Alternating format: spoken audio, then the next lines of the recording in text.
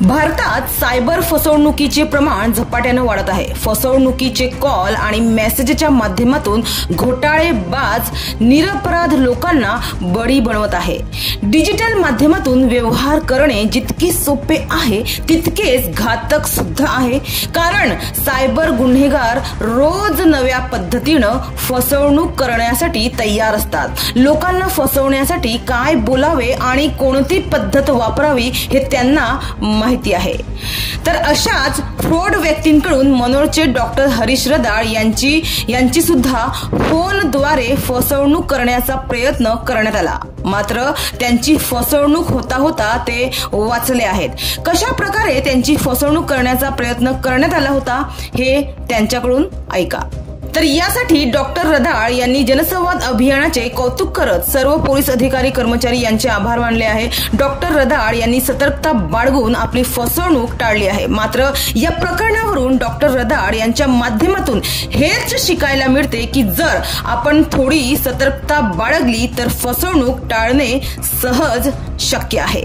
ही घटना आपल्याला fake call पासून सावध राहण्यासाठी एक संदेश, एक मेसेज देत आहे। मात्र अशा फ्रॉड लोकांचा तपास करून त्यांच्यावर गुन्हा दाखल होणे गरजेचे आहे। नमस्कार, माझं नाव डॉक्टर हरीश रदाळ। मी मनोर येथे संजीवनी क्लिनिक येथे माझं क्लिनिक आहे व मी माझा वैद्यकीय व्यवसाय करतो।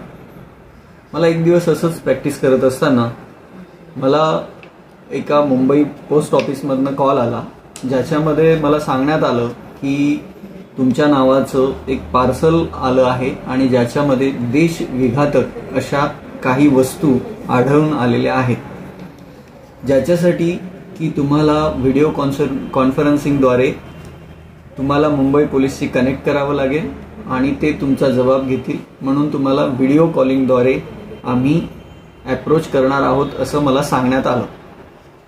या गोष्टी घडत असताना माझ्या एकदम लक्षात आले की आमचे मनोरचे प्रभारी PI श्री बयेश सर यांच्याशी आम्ही जेव्हा जनसंवाद यात्रेद्वारे किंवा त्यांची जी जनसंवाद सायबर क्राईम जनसंवाद त्यांनी कार्यक्रम जो घेतला होता त्यामध्ये त्यांनी काही सूचना दिल्या होत्या, त्या लक्षात आल्या मी सरांना संपर्क साधला आणि सरांनी श्री PSI संग्राम पाटील सर, तसेच हवालदार आयुब शेख सर व श्री उमेश वाघ सर या तिघांना पाठवलं आणि माझ्या चालू असणाऱ्या व्हिडिओ कॉन्फरन्सिंगद्वारे त्यांनी त्या जे सराईत गुन्हेगार होते की ज्यांनी मला कॉल केलेला होता त्यांना जबाब विचारला असता किंवा त्यांची योग्य प्रकारे चौकशी केली असता ती मंडळी फेक असल्याचं त्यांना आढळून आलं।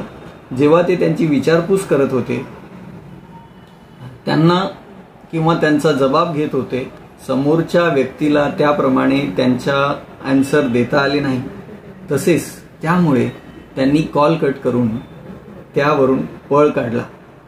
त्यामुळे माझी होता म्हणजे मोठी फसवणूक होता मी वाचलो आहे। म्हणून Shri बयेश sir, Shri Sangram Patil sir, Ayub Shaikh sir व श्री वाघ सर तसेच मनोरचे सर्व कर्मचारी यांचा मी खूप खूप आभारी आहे। आणि आपण जी सायबर क्राईम बद्दल जी जनसंवाद यात्रा अभियान कार्यक्रम जोही राबवताय तो अतिशय उत्कृष्ट आहे आणि त्याच कार्यक्रमाद्वारे किंवा त्या कार्यक्रमामध्ये दिलेल्या सूचनांमुळे मी आज त्या फ्रॉड होता त्याच्यापासून वाचलेलो आहोत। Thank you sir.